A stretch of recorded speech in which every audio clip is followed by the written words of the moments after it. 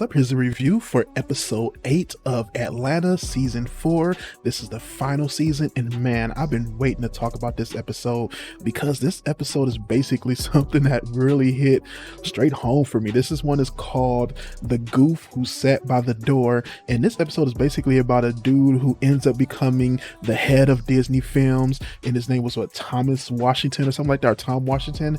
And the episode is set as a documentary on the creation of the Goofy movie, or a Goofy movie, and basically saying that it's a black guy who's behind it.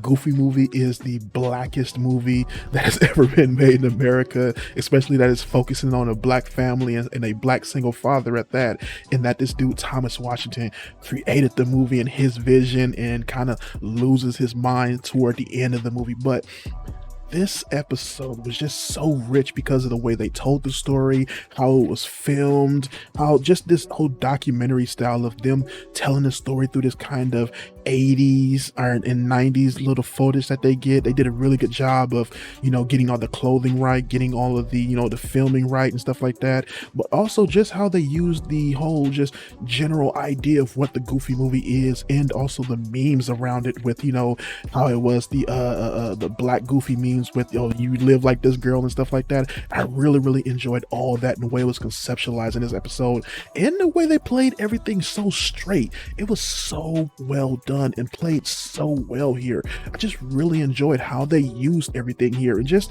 the Goofy movie in general, how it was played all here. Speaking as someone like myself, so I'm an animator. I've been working in the animation industry for almost 10 plus years now, and just being an animator and being a guy who's also from California as well, Southern California at that, lived in LA during the Watts riots and everything, so just experienced all that stuff. Just seeing how they used it all here and stuff was really great.